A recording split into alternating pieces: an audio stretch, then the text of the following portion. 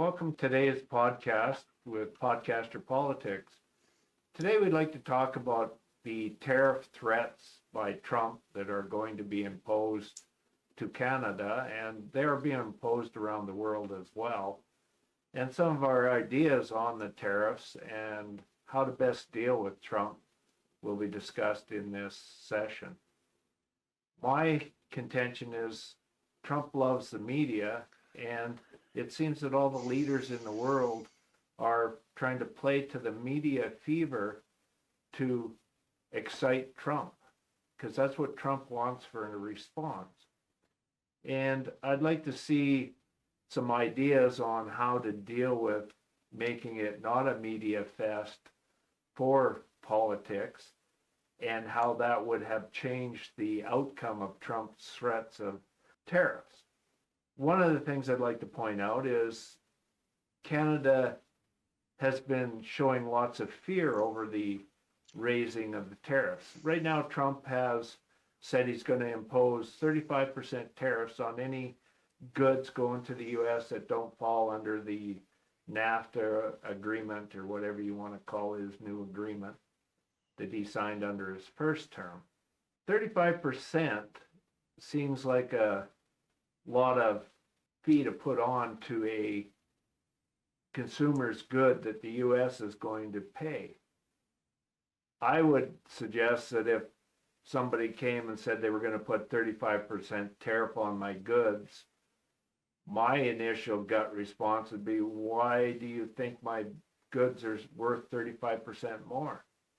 And if they are worth 35% more to your consumer, which is your citizen, then I should be putting the added value at this end because our goods and product are so good quality. And that would have been my first response as a leader, would be to say, okay, I agree with you, Mr. Trump. I'm going to impose immediately a 35% export tax on the goods. And that would have taken the air out of his tirade and facade of a tariff war. What's your opinions on these tariffs that are coming? Well, I think it's unfortunate, but I also think that you shouldn't be as stupid as your competition or your opposition. Trump is showing a total lack of common sense. But I also think that what you need to do is look at the tariffs and determine what they didn't tariff, because that's what they want. And they want our energy. We should put export tariffs, taxes, fees, whatever you want to call it, license, royalty on our energy that we export to the US to equalize. They're charging 10% tariff. Well, let's put another 15% on it so it's equal to all the other tariffs that they're hitting Canada with. Then see what happens. But that would play into the media sphere. It would feed the media saying, oh, look what Canada did. I think you pull the rug out from Mr. Trump, and one tactic would be to say, hey, I agree. We agree that, your citizens should be paying more. And by agreeing, we've taken the media, there's nothing to report to the media. And that takes away what Trump loves: the fear, the drama, the media, and the power of control. When the media doesn't jump all over it, he doesn't get the effect he wanted for his negotiations. These aren't negotiations, these are extortion. And there's a difference. So when you're playing with somebody that's doing extortion, you can't play normally. I mean, yes, you might have to look and appear like you're playing normally, but Canada should have just said, we're not even talking to you. We've got a deal in place. If you want to breach that contract, we'll take you to the international courts, do whatever you want. And that would have been the end of the media. There would be no media coverage, and it would have turned off Trump to the point where he would have looked like a blubbering idiot screaming and hollering, why aren't they paying attention to me? I don't know. What's your take on that? I think you have to be more economically sound in the way you look at it. I think you don't want to totally jeopardize Canadian manufacturing, but what you want to do is make sure that you can protect it there's two sides to this coin as well. Canada put countervailing tariffs on US products, and Ottawa mentions that they collected an extra 617 million in import duties last March compared to March the year earlier. So Canada is also picking up income from Canadians on these tariffs, just as the Americans, the citizens, are paying the tariffs on the other Yeah, side. we pay for it, and that's what I'm trying to say is we shouldn't be doing these counter tariffs because it's hurting us. And all we're doing is saying, well, we're going to hurt the U.S. businesses because of the counter tariff. But if we just totally ignore that Trump wants to raise the tariffs and say, well, we'll just raise an export tax at this end on any of the products and goods you said you wanted to be worth more in the U.S., by all means, we'll sell it to you for a higher price. Not a problem. The problem is, though, there has to be a leveling of the playing field. If the American products are coming in at a discount because Canada hasn't put a countervailing tariff on it, then the Canadian manufacturing is going to suffer as well. So we're all in this boat where the people are going to be paying through the nose so that Trump can benefit his billionaire backers. Well, I'd like to adhere to that manufacturing issue. If we're sending product 35% more value, and let's say the government puts it as an export tax, and we take that 35% export tax and give it back to the manufacturers, the difference in losses would be negligible to competing with products coming into Canada at a discount, because we can direct the funds that the U.S. citizens are paying more for, and they have a larger market than Canada, and giving the money back to the manufacturer would allow them to reduce their prices to price comparable to the U.S. product that's coming in, so they wouldn't lose any market share if it's done smartly, wisely by government. But most governments, you can't really trust them to be wise on money distribution. They tend to want to throw it into general revenue and use it for other political purposes. But if we took the proceeds from a higher export tax to the U.S., our manufacturers would make a lot more money over the long run. So that's my take on it. The problem is, or the part of the solution is, you can actually, as a importer, you can actually apply to have your tariffs refunded back from the Canadian government. So I'll give you an example of tin cans. The Canadian government has put a 25% tariff on tin cans. The price, obviously, of tin goods will go up unless you can source the tin cans in Canada. There's only one tin can manufacturer, and they're in Quebec. They don't make all the sizes of tin cans that we use in Canada, and they don't have the capacity to fill the demand. So as a Canadian canning facility, you can apply to get your 25% back from the Canadian government. That's a paper process. I'm not sure how long it takes or whether or not they're really giving the money back, but they do have a process. But my point is, this is still taxpayer dollar. It's our dollar subsidizing the manufacturer. If we put an export tax on, it's the consumer in the U.S. paying for our subsidies that the government can issue to compensate for whatever they want to do at that end in the U.S. So if we put a 35% export tax and match the 35% tariff Trump wants to put on, that's 70% to the consumer in the U.S.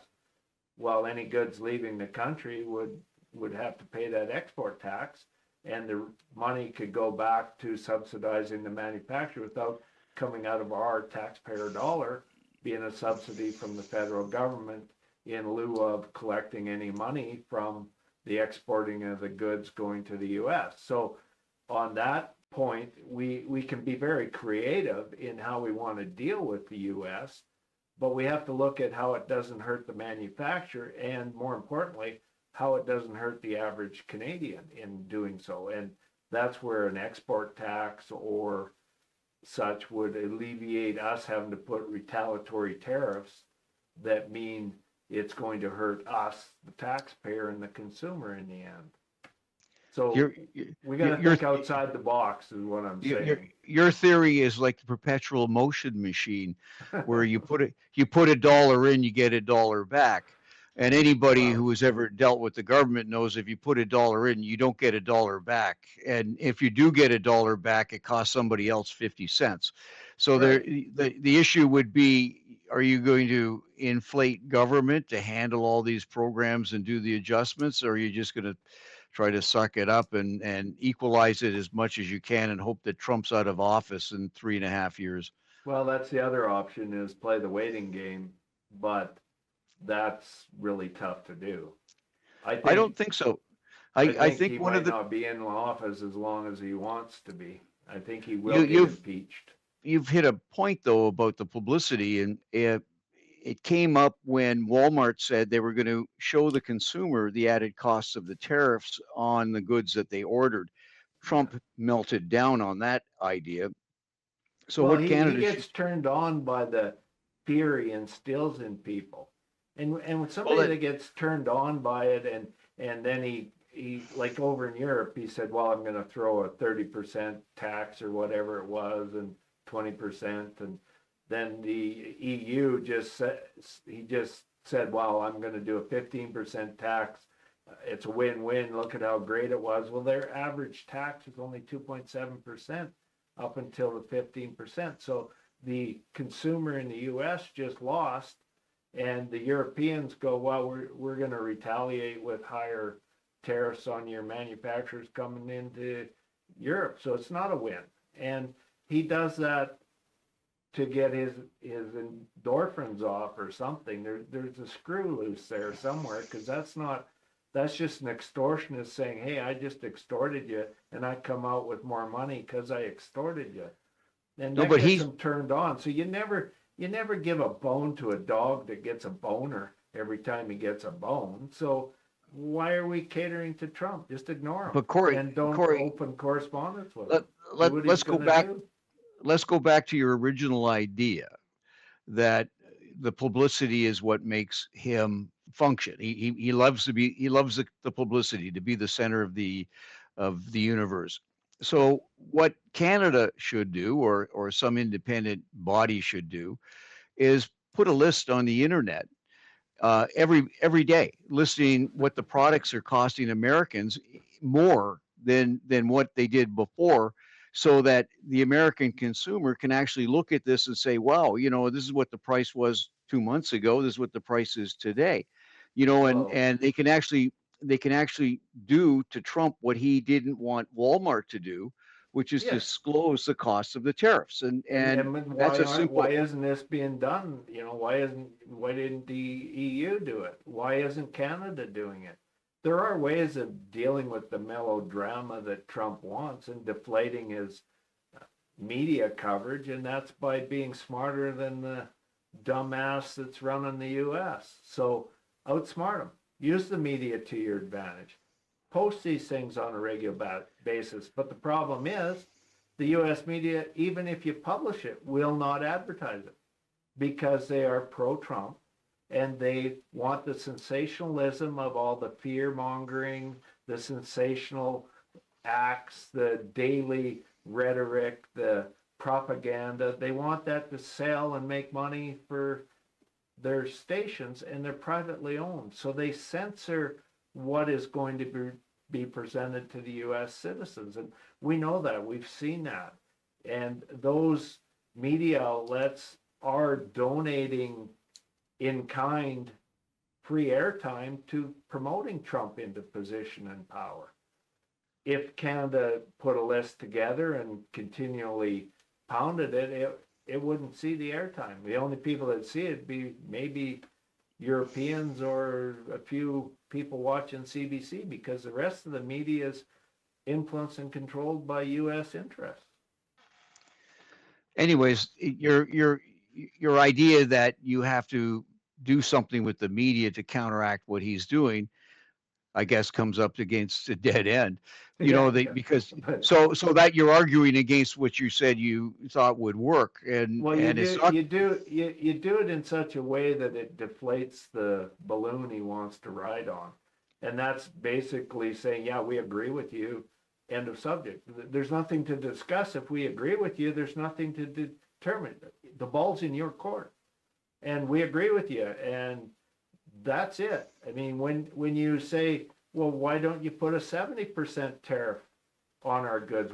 We have better quality goods in the US. We have a lower dollar, so we can, by dollar value in his head, where it costs us less to make, which it doesn't.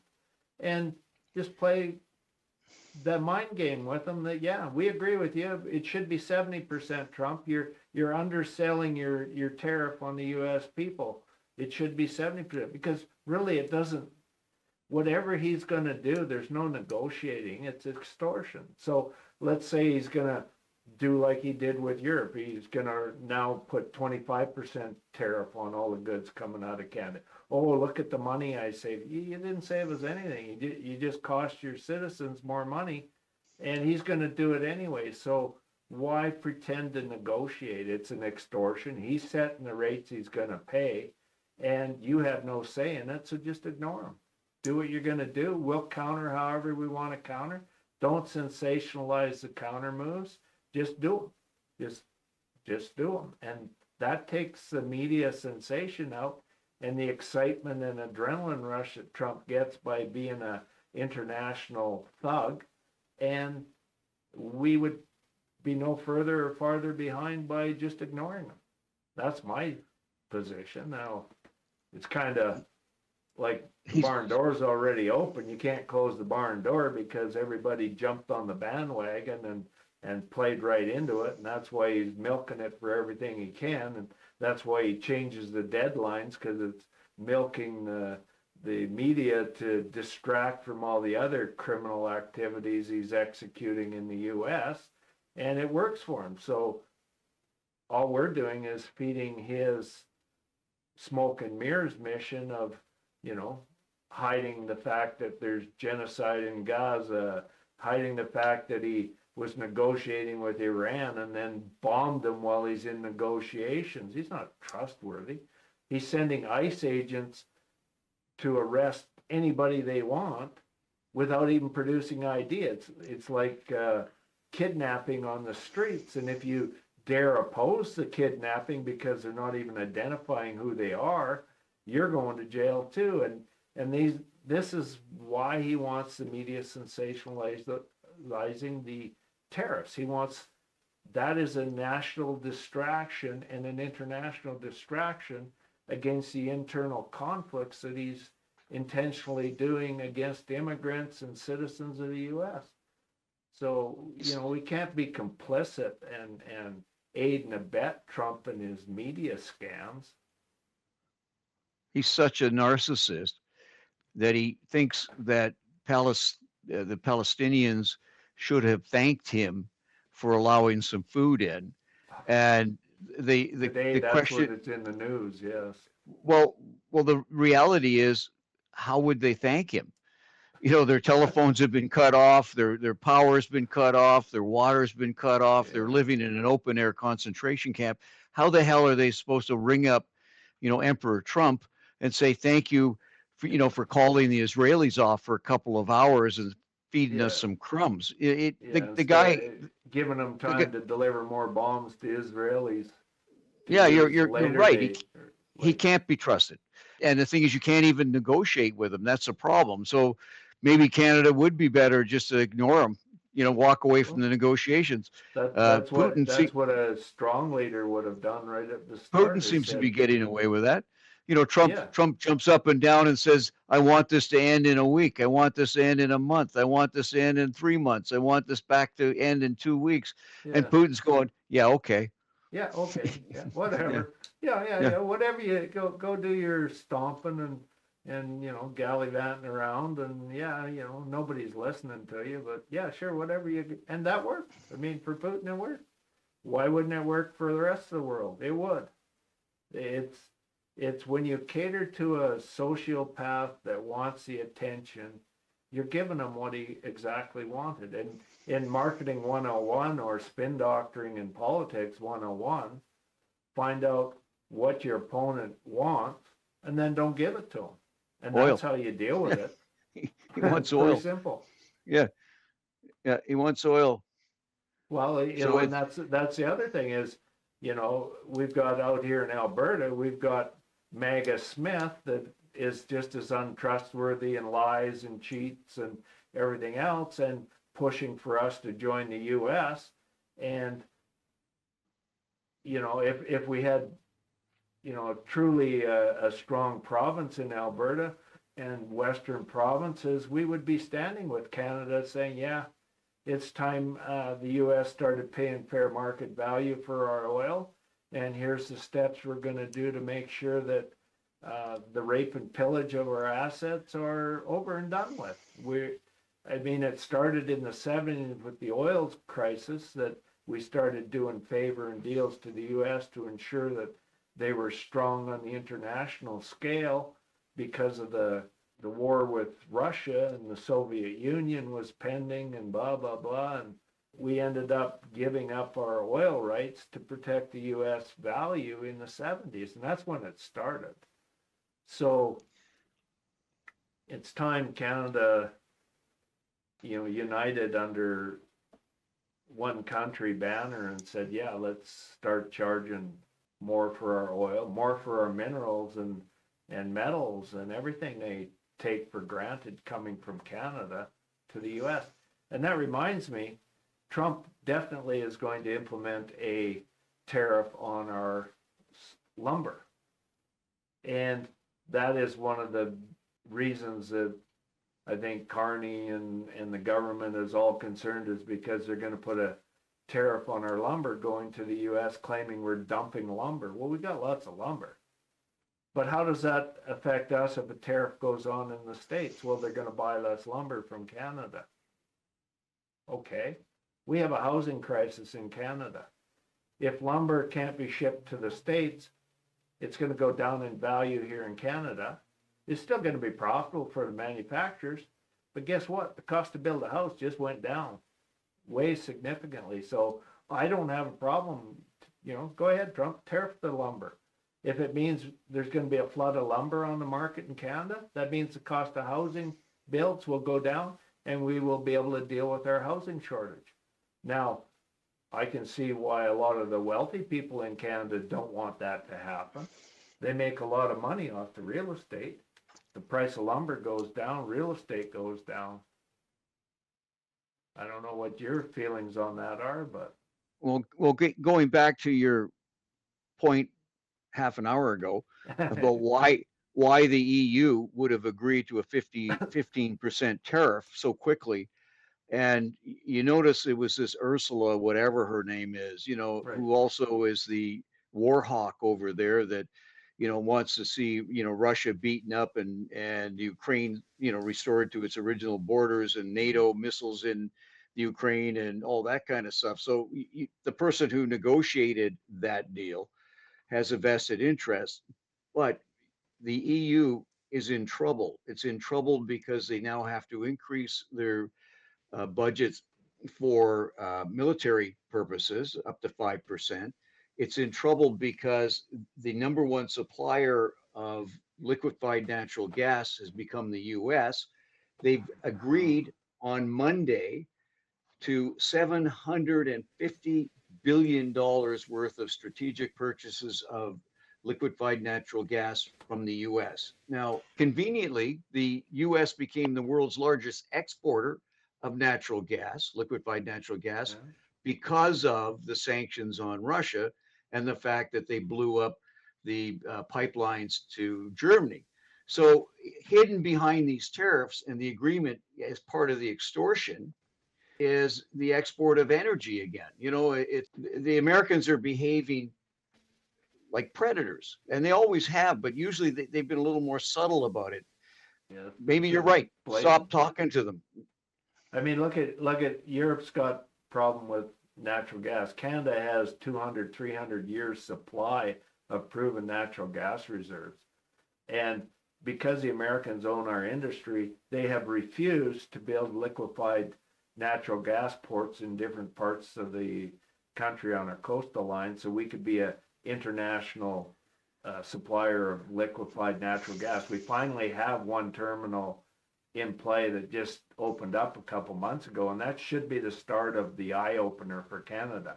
When you have the Americans depicting what our internal policy for refining and shipping of our goods to international markets and the prevention of such over the last 50 years, it has cost us trillions of dollars. So with Europe in a conundrum over liquefied natural gas, I suggest that Carney fast-track some of these pipelines and build some liquefied natural gas terminals on the East Coast and get, I mean, there's a lot of gas under the St. Lawrence River in Quebec, and Quebec can be a pretty powerful international gas supplier if they would actually go after their own natural gas and produce it.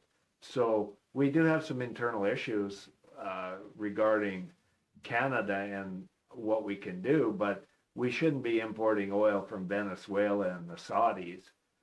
Those are not very ethical countries to be importing goods from. So to build pipelines, either is the U.S. anymore. Well, yeah, we don't want to deal with them either. So we have to look internally to build our oil refinery business. We should have double or triple the capacity. That's a point for an entirely different discussion because it's way, way, way too complex to discuss here. The tariffs, one of the reasons why the EU agreed so quickly is because they also had the energy issue on the other side of this. Oh, Trump would have pulled the plug on supplying liquefied natural gases if there was any opposition to dealing with him and his tariffs. It's a form of extortion. It's not. Yeah. It's not a businessman doing this. It's an extortionist felon doing it. He's used to, exerting his will, and he will use every method he can so that he has a win. So it's not politics. It's not business. Those aren't normal business tactics. So I don't think Europe had much choice in anything. And that's where I go back to maybe they should have just ignored and just do whatever you're going to do and see how we're going to retaliate. Because if you negotiate, he goes, oh, you're going to do this, well, I'll do that. No, just let him do what he's going to do and then quietly do what you have to do to counter the moron. Pretty simple. But like I said, the barn door's already been open, and we've been did the wrong tactics right at the start, and we fed the ego of an egomaniac. So that we have a good storm brewing up here. Light onto this subject. You're lit right up when you open your curtain. Well, I moved closer. I was looking out the window because we're going to have a wild storm here in a few minutes. Okay. It's coming in. So I should probably go make sure the car windows are closed. We covered this tariff issue a bit. Hopefully it. Well, we'll find out on Friday. Well, yeah, Friday. I mean, I think it's already backfired on us because we tried to negotiate, and that's the worst tactic of dealing with extortion is negotiate. You can't negotiate with a criminal act. An extortion and a tariff extortion is a criminal act, as far as I'm concerned. Talk to you shortly. Okay, take care. Bye. Subscribe to the channel, give us a like, and please share the video. Don't be afraid to share this commercial with your friends too.